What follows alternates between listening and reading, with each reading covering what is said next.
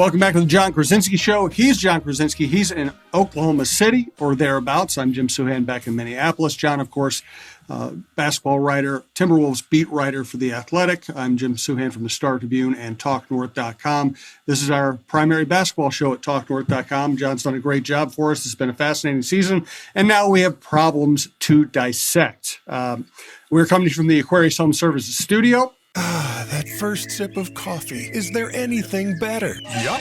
Coffee made with amazing water from Aquarius, your authorized independent Connecticut dealer. Enjoy worry-free water throughout your home for less than buying that daily cup of joe. Imagine spotless dishes, softer laundry, and drinking water you can trust. Plus, up to 25% off a new Connecticut system. Schedule your free water analysis at AquariusHomeservices.com. Aquarius, earning the right to be recommended. We're also presented to you by Giggly THC Beverages, GIGLI.com. Use promo code GigglyNorth to get 50% off your first order. Thanks also to Lexus of Wayzata and Maplewood. And thanks to all of our other sponsors that we'll get to later in the show. All right, Jon, start us off. You were just at availability. What was your primary takeaway? Yeah, I think it's just a team that really kind of is trying to get into this series because they played fairly well in the first half of game one, and in the second half really got smacked by the Thunder 70-40. There's some frustrations with the whistle that Shai Gilgeous-Alexander is getting, but I think that they also know that as frustrating as that may be, that there is, much more improvement that needs to happen from them, from a shooting aspect, from a offensive execution aspect, from defense, if they're going to sort of find their way to even the series and make this a long series. There's real tension about the whistle, but also a very kind of stone cold reality check that they just did not play well either, and that they're going to have to do a lot more to kind of show what they're really capable of in this series, because the second half of game one was not it. And we have a lot to get to in that regard. This is the second straight series they've had more rest than the opponent. The other opponent had to win a game 7 to get in, only had 1 day of rest. And both times I expected the Wolves to be the superior and better rested, sharper team in game one, and neither time they were. Is there anything trending there, or is it just coincidence? Yeah, no, I actually think, Jim, that the discussion about rest for a team, especially when you're facing a young team like Oklahoma City, I think it actually works against the Wolves, at least in game one. Maybe it changes as the series goes along, and those legs get a little wobblier for the Thunder because they played 7 in the second round and the Wolves only played 5. But when you look at both the game one against Golden State and then the game one against Oklahoma City, the Wolves just miss a ton of shots in those games, and they are not in an offensive rhythm, and they do not feel like they are in the playoff mode. Whereas both the Warriors and especially the Thunder last night come in with all of their gears well oiled. And I mean, they didn't shoot well in the first half. The Thunder did not, but other than that, their defensive intensity was there. They were completely locked in the whole way. And so I actually think that the Thunder benefited from not having a long layoff and being able to jump right into this after an intense series against Denver. And the Wolves were at a disadvantage. I said to people before game one that I thought game two was the more gettable game here. I did not feel good about game one because of that idea, and because the Wolves just seem like a team kind of dangerous, but this is what it is. Like, they need the taste of blood in their mouth first before they're like, okay, we're in this now. And that's that is a risky thing to have, especially when you're facing a great team like the Thunder. They could get away with it against Golden State. We'll see about OKC, but yeah, like overall, I just thought that the calendar worked in the Thunder's favor for game one versus the Wolves. We didn't do a specific preview show for the series because we were wrapping up the last series. We didn't know who they were going to play next. I'll tell you what I was thinking going in this weekend.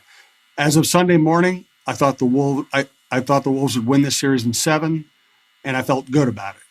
By Sunday afternoon, I was still leaning like just a touch to the Wolves, but I didn't feel so good about it. I thought the way Oklahoma City played in Game 7 to advance, even given Aaron Gordon's injury and everything else, they looked like the team that was so good this regular season. What were your thoughts coming into the series? Yeah, it's kind of interesting, Jim, because I said Wolves in 7 as well. I just think I don't think home court advantage is that big of a deal in the NBA right now for whatever reason. And the Wolves generally, last night, kind of notwithstanding, play better on the road than they do at home. And so I was not really worried about them on the road in Game 7 being able to close out a series. I just thought that over the course of time in this series, I thought that the experience that they have from last year, Julius Randle as a great number 2 option for Ant. I thought that overall they were going to be able to make enough plays and get enough from their role players to beat the Thunder, and use their physicality and just kind of wear on them and win it. And I still think that's entirely possible. Now, certainly when you look at Game 1, especially the second half of Game 1, 70-40 for the Thunder, you have some reservations about that, but I really haven't come off of my belief yet. It's easy to look at the first game and say, well, this is a short series. This is, a bad matchup, all of those things. But I just watching this Wolves team this entire year, they have been a team that sort of eases into things. I know they had a great Game 1 against the Lakers, but I don't think the Lakers are very good. So I just think that it's a team that needs to get into the fight and then have a day like they have here on Wednesday and look at the film and digest it and adjust to what the Thunder are doing. And then they can come out strong after that. If the Thunder roll in Game 2, yeah, I will probably come off of my feeling that this is a Wolves in 7 type series. But I just think that I want to see how the Wolves respond in Game 2 on Thursday night, because I do think this team finds ways to adjust and to kind of figure things out as a series goes along. Let's get into the details, and we will talk about turnovers, fouls, Shea, and three-point shooting, all those things. I want to let you know about Giggly. THC Beverages have become one of our biggest sponsors across the network. Every time we have a meeting at Talk North, we talk about how we all love it. We all drink it. My wife and I drink them frequently. You can't drink alcohol every night. I like a cocktail, but, on a weeknight, a night I need to get to bed early, when I want to sleep well, when I know I need to be up early, which is pretty much every day when you have dogs and a wife who works really hard, Giggly really fits my lifestyle. You can find it at all the Quick Trip stores in Minnesota. You can find it at pretty much all the places that sell liquor. Natural ingredients, tastes great, variety of flavors, teas, seltzers, cocktails. Highly recommend it. Giggly.com. Thanks also to Lexus of Wayzata and Maplewood. Yeah, let me pull up our message. So if you're in the market for a new luxury vehicle, look no further than our good friend Charlie Swanson at Lexus. Whether you're on the west or east side of the Twin Cities, they've got you covered with 2 great locations, Lexus of Wayzata and Lexus of Maplewood. Check out the all-new Lexus TX, a spacious SUV with 3 rows of seating and plenty of room for all your gear. Head over to lexusofwayzata.com or lexusofmaplewood.com for details and to find your next ride today. Thanks to Mark Rosen, one of our newer stars at TalkNorth.com, for bringing Charlie on board. Great to be working with Lexus.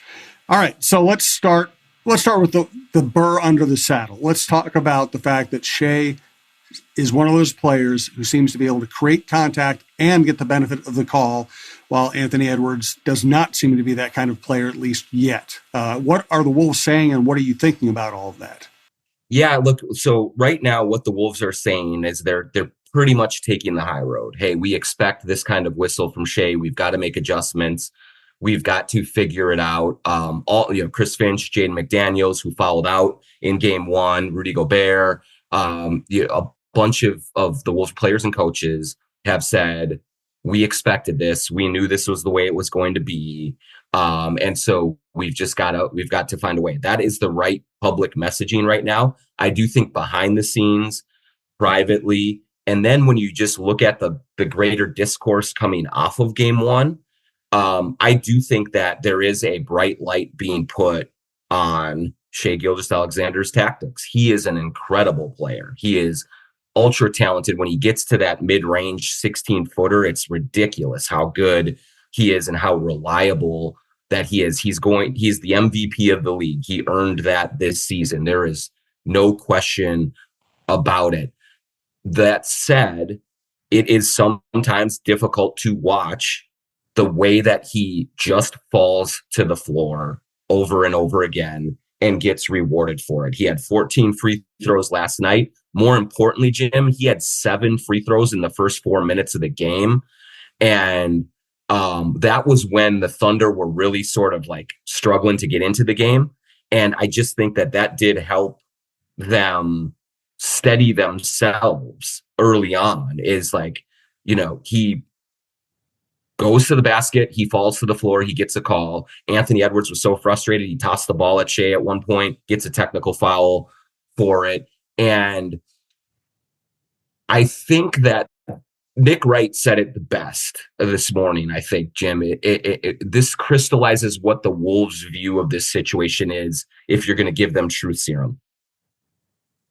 It's one thing for Shai to get these calls, to not get much contact, to have that whistle blow relentlessly and get him to the line. That's one entity of this. But when you juxtapose that against how physically the Oklahoma City defense plays, Lou Dort, Kaysen Wallace, Alex Caruso, Jalen Williams, they are very handsy. They are very physical. They bump you, they bang you, they push you, and they prod you. And that's what the Timberwolves usually do defensively as well. So, like, that's great stuff. Like, that's playoff intensity basketball. But they are allowed to do that on the defensive end. They had 19 turnovers. They forced 19 turnovers. 13 of those were steals.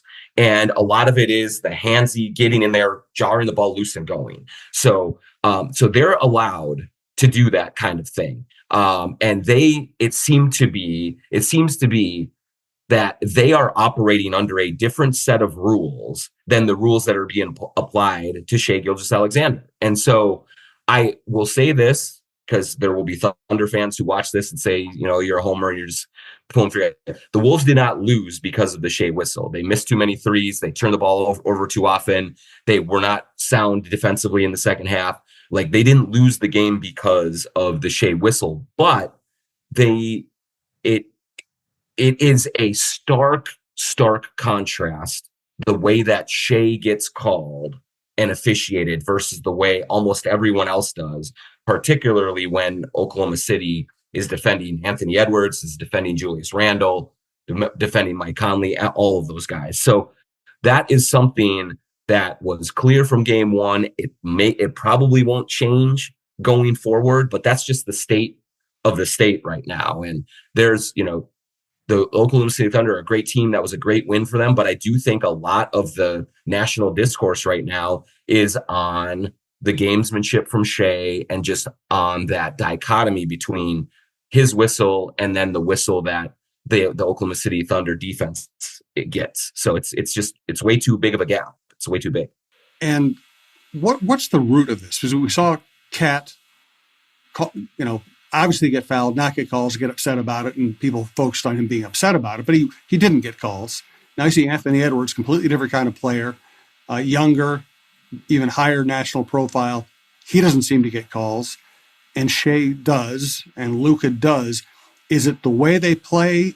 Do they have a way of kind of brainwashing officials? What is the difference? Yeah, it's a great question. I do think that, there's this sort of term that has come in vogue over the last maybe 2 or 3 years in the NBA, an ethical hooper and an unethical hooper. Ant is an ethical hooper in that he goes to the basket and he doesn't embellish, he doesn't flop, he doesn't fall, but he gets contact that isn't called. And it's a little similar, Jim, to Shaq back in the day, as this super strong physical player who would just get hammered in the paint and would not get the calls because people bounced off of him, or it was harder for referees to kind of sense which contact was impeding him and which was marginal.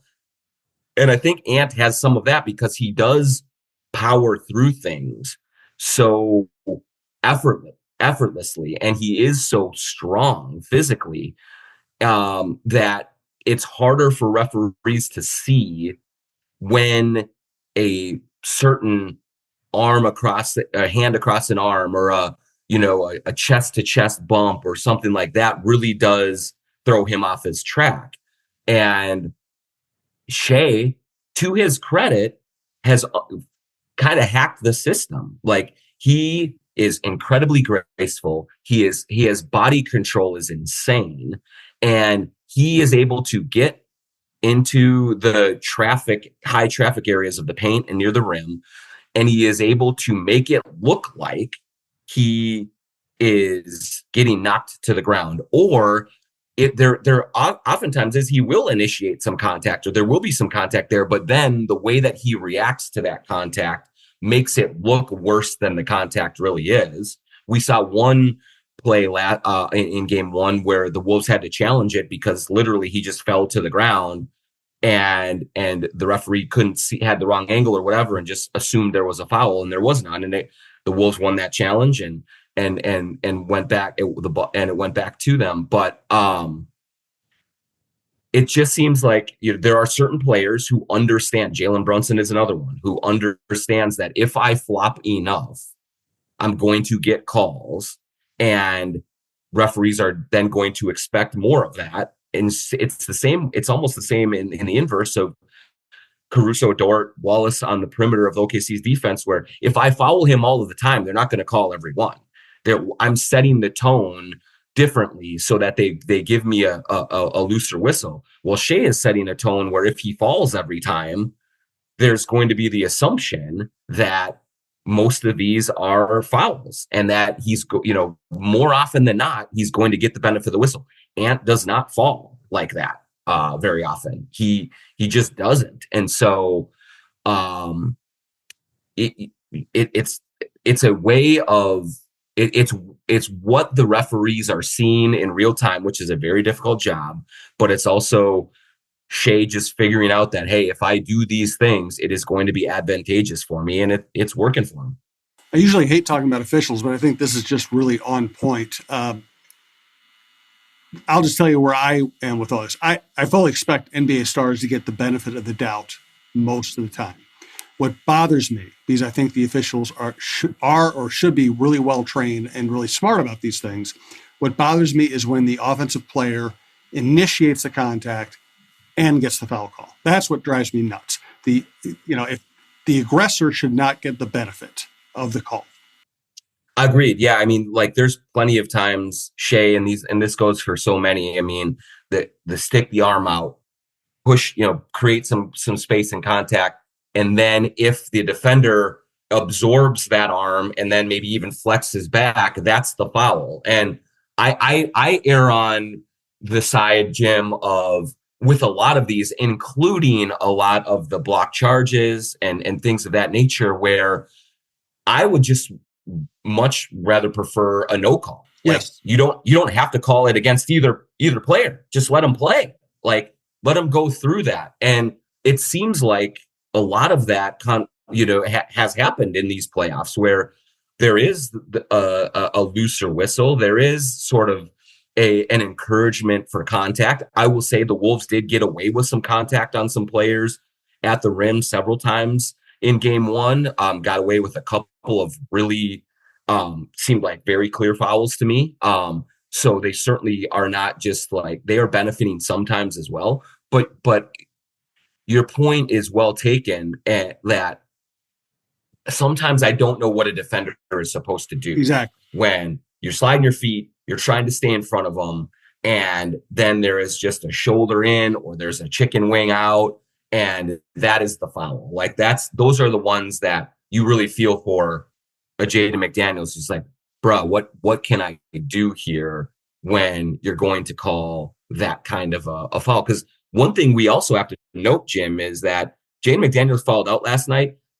He does not get called for as many fouls anymore. This season, he's been tremendous at not fouling. And I think he has started to gain a bit of a reputation as a very good defender. And so I do think he is given a little bit more leeway. He did not get that leeway in game one. And to his credit, we talked to him at practice on Wednesday, and he just said, we know that's the way it's going to be.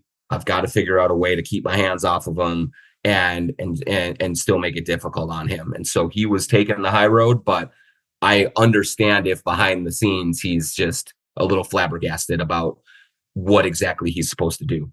Yeah. Let's thank Princeton's Liquors. Coming up next, let's talk about Ant. Let's talk about the turnovers. Let's talk about what the Wolves could do better offensively, like make the occasional three-pointer. But first, let's hear about Princeton's Liquors.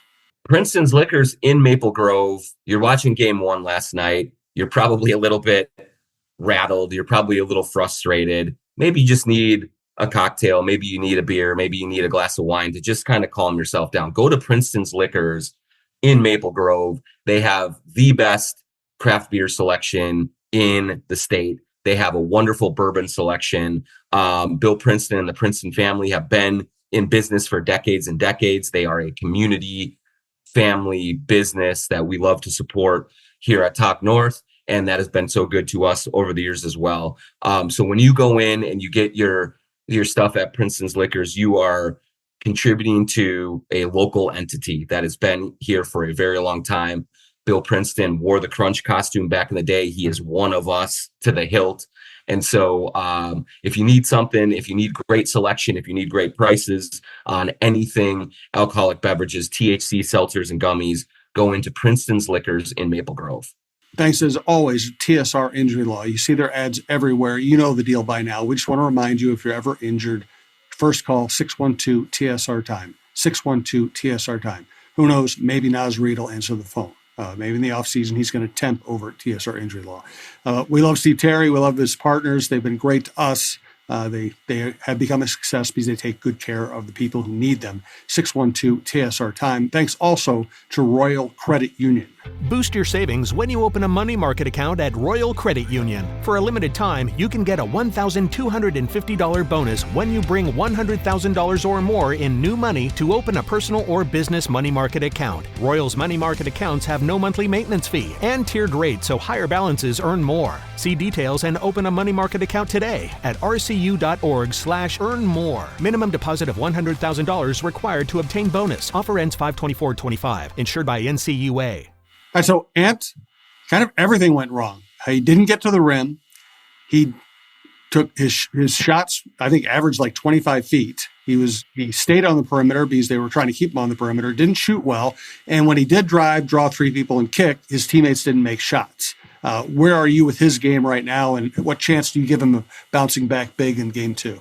Yeah, I mean, one thing that deserves mentioning in the game is he did tweak his ankle. And it's funny, like we've seen him take some incredible falls, like have some injuries that you feel like he's going to be out for 3 months, and then he pops right back, no worse for the wear. I do think in watching him in that game, after he came back in the second half, it looked like that ankle was just bothering him a little bit more than some of the other stuff has bothered him before. He said after the game it did not bother him, but I was just watching him and he didn't look quite as comfortable. What the Oklahoma City Thunder do very, very well is they do pack the paint. They put 3-4 guys down there, and they take that away from every team, including the Wolves. The Wolves have been one of the teams that shoot the highest percentage of their shots at the rim.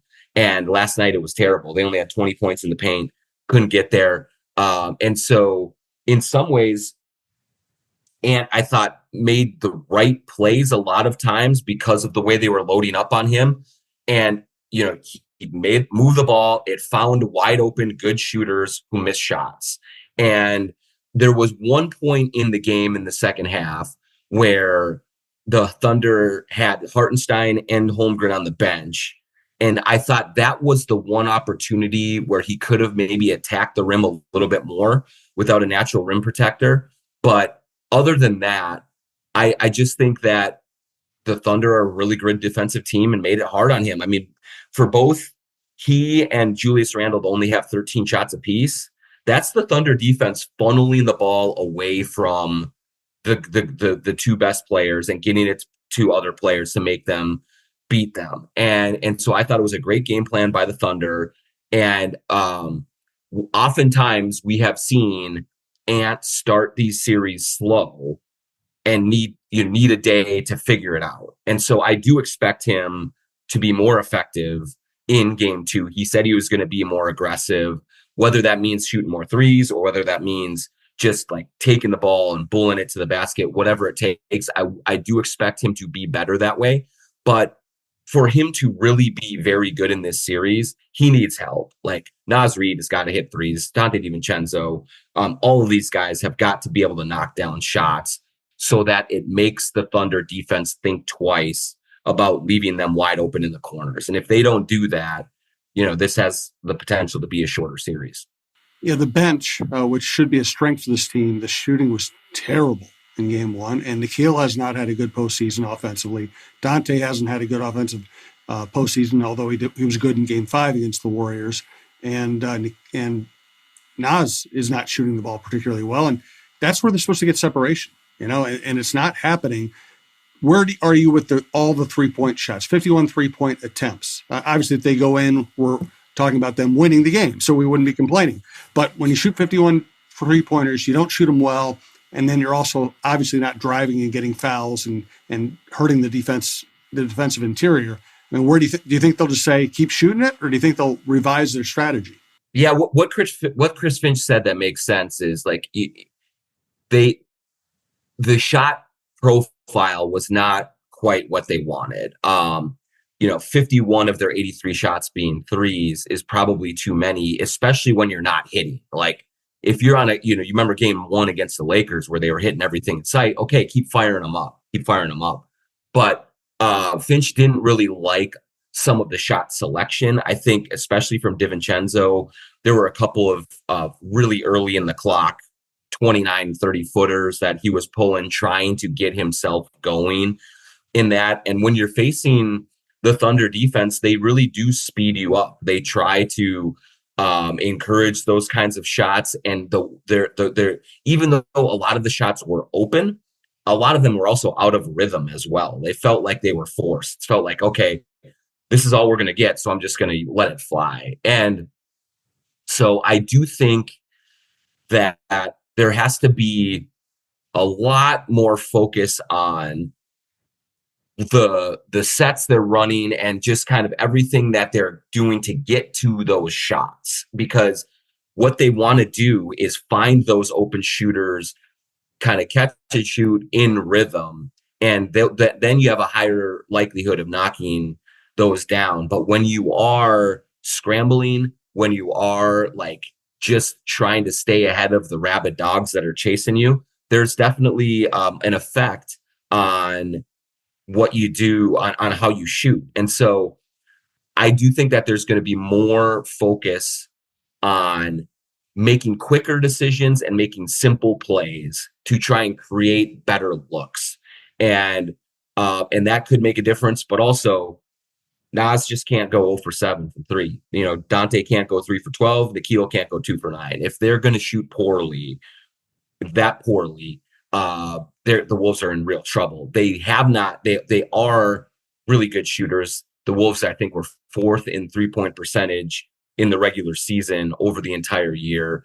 And so we have seen them bounce back from really poor shooting nights, like they had against the Warriors in game 1, the Lakers in game 2, those types of things. So as of right now, I'm going to chalk this up more to just an off night when they were a little rusty and coming back. But there has to be a sense of urgency going into game 2 of, hey, make those shots when they come available, because the Thunder defense is designed to give you those shots. And the way you beat them is to make them. And so they're going to see a lot more of those opportunities going forward here. Coming up, we'll talk about Julius Randle. We'll talk about turnovers. One more note right now. When Anthony Edwards threw the ball at Shea, and It almost reminded me of what he did to LeBron early in the series, early in the playoffs. He kind of got in LeBron's face and shoved him almost to make some kind of a point. He did that with Shea yesterday in one exchange, and he also threw a ball at him. Is that just him trying to get inside the head of the opposing star? I don't know if it's trying to get in the head of the star, but what it is like earmuffs, kids. But it's basically like, I'm not putting up with your bullshit. Like that's what the message is. And Shea may have looked at that and said, "Yeah, I got you. Like, yeah, you put me on the line, and I won that battle with you." But I do think overall, the message that Ant is trying to send with those types of plays is, we're not going to be punked here by you. And yes, I see what you are doing, and I don't like it. And it may not have worked out for them in game one, but it is the kind of response that his teammates will enjoy, that will appreciate, I would say. And so that was all about, I think, Ant saying, I know the tricks that you're pulling. I know what you're doing. You're getting it today, but I'm not going to back down from you. So he's got to be smart about the way that he goes about it and picking his spots to do that kind of thing. There was a point like I think it was the third quarter, where he almost tackled Shea and just stood right over him. And I do think that's him trying to inject some physicality and some attitude into this, and making sure that his teammates do not sort of get overwhelmed by OKC, which OKC overwhelms many, many opponents. And so it's somewhat calculated. It's also somewhat emotional for Ant, because he is frustrated in those moments. But overall, I think the biggest part of it is that hey, these refs might not see what you're doing. I see what you're doing, and I don't appreciate it. Jon, tell us why you're not wearing glasses on this broadcast. I'm not wearing glasses because I went to True Vision Institute in Bloomington, truevision.com, and got LASIK last July. We're coming up on a year. It's been one of the best things I've ever done for myself. And it's been one of the best places I've ever had anything done for me. You go to True Vision, the people there are so warm and inviting. Dr. Chu is incredible to work with. He helps you through things the whole way through. And once you have LASIK surgery at True Vision, it does really open up a whole new world. I know it sounds corny. I know you're listening to me right now and saying, come on, Jon, it cannot be that great. And I'm telling you, I said the same thing to people who had LASIK before me. And now I'm just kind of shaking my head and wondering why I did not do this 10 years ago. Life is so much easier. People compliment me on looking younger. I feel good about myself. Most importantly, I see great. Like it's just so much easier not having to deal with contacts, not having to deal with eyeglasses. Go to True Vision, truevision.com, set up your consultation. They will take you through all of the steps, see if LASIK is right for you, see if another vision correction procedure is right for you, and they will get you taken care of. But do it now, because you don't want to be where I am and thinking 10 years down the road, man, I should have done this a long time ago. But you absolutely will be as soon as you go to True Vision and get on the road to your vision correction. Now tell me where Timberwolves fans should watch the next game. Head Flyer, Northeast Minneapolis. Go to Head Flyer Brewing. They have packed crowds for these Timberwolves games. They do stay open late if the games are on later. That said, these 7:30 starts are really nice throughout this series. So that's a little bit better. But you go to Head Flyer Brewing. They have drink specials. They have great beer. Wicked Jump Shot is my favorite, along with Crunch Time, the collaboration that I have with Head Flyer. But any kind of flavor style of beer under the sun that you could want. They have THC seltzers. They have all sorts of different stuff that you could want. There's a pizza truck right outside. You can bring your own food. But the thing I like best about Head Flyer Brewing is it's such an open, airy tap room. You don't feel claustrophobic in there. They have great, big projection TV on one wall. They have a bunch of TVs right above the bar. You're always going to be able to see the game, and you get to be with like-minded Wolves fans who are biting their fingernails, who are pulling their hair out, who are going crazy for when things are going well. It's just a great environment to be in. So go to Head Flyer Brewing in Northeast Minneapolis. Tell them the Jon Krawczynski Show sent you. Cheer on the Wolves and have a good time doing it. Now, finally, last but not least, and one of the reasons we run them last of these is we usually get a Twitter question from them as well. Shepherd Goods and Lamb Chops clothing line. SGLambchops.com is the place to go. Use the promo code JONK20 for 20% off anything that you get at Lamb Chops. You have hoodies, you have sweatshirts, you have sweaters, you have t-shirts, shorts, pants, all sorts of very stylish, super high quality casual wear. You can wear it out in the North Loop on a Friday night. You can wear it lounging around your home, watching the Wolves, on TV. Jordan and Craig are at these games. Jordan came to Oklahoma City to see everything in Game 1. They are big time supporters of this community, and they're big time supporters of us. And so we like to return the favor by going to sglambchops.com, promo code JONK20 for 20% off anything that you have at Lamb Chops clothing. You'll feel good wearing it. It will last you forever, and you'll look good the whole time. So go to Lamb Chops at sglambchops.com. We knew turnovers would be a big factor. Too many turnovers in Game 1. Is that fixable for this team? So I would like to say that it is, but the problem that the Wolves face is that this has been their character for much of the season. We have seen them overcome some of their other shortcomings, especially the crunch time execution in the playoffs. They have been a different team that way, and that's been really encouraging. But so far, they have not been able to get a grasp on their turnover issues. I guess if you want to be an optimist and you want to believe that things can get better, I do think that they needed to get in the ring with these guys one time and feel it and sense it and understand just how different the Thunder defense is. Even though the Warriors defense is great, I think that it's a different style of defense the Thunder play. It's a different activity level. They really change up looks throughout the game and can confuse them. And so I do think that it is possible that having felt it and experienced it, they can be a little sharper in Game 2, and going forward in this series. But it has also been a character flaw of theirs for most of this season, is carelessness with the ball, is like losing concentration and giving it up. And so one thing that they can do is try to limit the live ball turnovers. The 13 steals that the Thunder had, those ones are just killers because they scored 31 points off 19 turnovers. And that's just like, man, if they can be more, if the turnovers they have are more of the dead ball variety where it allows the Wolves to get back and set their defense and kind of re-engage, those can be a little bit less damaging. But the only way that I guess I just don't see them having a game where they turn the ball over 8 times or 9 times. So the way to combat that is, if you're going to turn the ball over, you better hit shots on the other end to balance that out. And they didn't do either of those things in Game 1, and that's kind of why they got blown out in the second half. Julius Randle, remarkable first half, continuing a great playoffs for him, and he barely touched the ball in the second half. Was that all OKC defense? Is that the Wolves forgetting that the ball with one of their best players?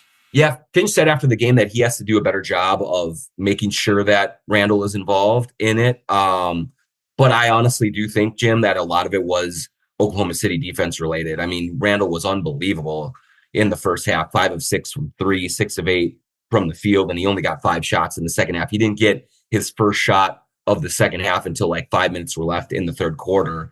And that's not a good thing at all. What the Thunder defense is designed to do is to funnel the ball away from the guys who can hurt them the most and to the guys who they don't believe can hurt them. And it worked really, really well in the game. You look at it, you look at the shot, like DiVincenzo had the most shots in the game, 14. Edwards and Randle only 13 apiece. And then Reed and Alexander Walker both had 11. That is not conducive to winning basketball for the Timberwolves. I think at least either Edwards or Randall has to have 20 shots or more as kind of the focal point of the offense, and then let everyone else sort of feed off of that orbit. And so what they're going to have to do in game 2 is just have a better plan for getting Edwards and Randall more opportunities, and then the role players have to just be more role players and not featured parts of the offense if the Wolves are going to kind of get back into this. Rudy was not good offensively. He didn't have many rebounds. He also got pulled away from the rim. It looked like the Dallas series last year. They were just, get in the lane, get Rudy to step away from the rim, and then have the guy from the dunker spot just go in for an alley-oop. How much of Rudy's struggles were Rudy? How much of his struggles were just what Oklahoma City was able to do to him? Yeah, it started off just the worst it could possibly start off. Rudy had 2 fouls in the first 2 minutes. And the first one was definitely a foul. Second one, we'll see. But I didn't think it was an egregious missed call or anything like that. So he goes to the bench, and then he's just completely out of the game, really. And he played 21 minutes. You saw in the second half, as the game was starting to slip away from the Wolves, and as those shots were clanking, Finch made a conscious decision to go to a Reed Randall front court and have Rudy off the floor. Rudy was not good offensively, and so and he was not punishing the Thunder with offensive rebounds. And so there wasn't as much of a spot for him in this game. The problem, though, Jim, when you pull Rudy off the floor, is defensively, the Wolves really just kind of fell apart. I mean, 70 points in a half is just unconscionable. You're not going to beat anyone ever when you give up that kind of scoring binge. And I know some of them were in garbage time in the fourth quarter when clearly everything had kind of slipped away. But it was a terrible defensive performance in the second half, and part of that was because Rudy was not on the floor. And so the Wolves have to do a better job in game 2 of finding ways to keep him involved offensively, use his size at the rim for putbacks and for lobs and things of that nature. And then that allows him to stay on the floor defensively, because he was, he is a presence there against Shea. He had some really good contests of Shea and Jalen Williams in the first half when I think Shea was 2 for 13 and J-Dub was 2 for 8 or something like that. So they just need to have Rudy play better, be more engaged, be more involved, so that it's not as easy to take him off of the floor. And it would really help if he is not picking up early foul trouble that kind of already puts them into that kind of a situation. I was going to ask about Finch, but I think we'll wait and see how he responds in the next few games. We'll talk about Finch next week. Do we have a Twitter question today? We do not have a Twitter question today. Okay. We will get to that next week. But again, thanks to Lamb Chops, sglambchops.com, promo code JONK20 for 20% off everything you get there. It's been a very hectic day here in the middle of these playoffs. And so we'll make sure we get on a Twitter question and really engage you guys on the next show next week. But yeah, overall, just when you look at where this team is, and I'm sure, one of the things that would be a hot or button Twitter question is, what do they do to combat that whistle from Shea? And I do think what I'm interested to see, Jim, is will they play more zone in game 2? Because it worked very well for Denver. But the Timberwolves are not a team that plays a lot of zone. They did use it against OKC in the regular season, but that was when Rudy Gobert was out with an injury. And so I asked Chris Finch about it before game 1, just said, hey, where do you see zone fitting in this? And he admitted that they have not been a very good zone defense team this year, just in executing it. So, yeah, I'm not sure if he's confident enough in this team's ability to do it, to put it out there, but that would seem like one card he could try to play just to change things up and make it a little more difficult for Shea to draw the fouls that he does and also to get the clean looks that he got in the second half.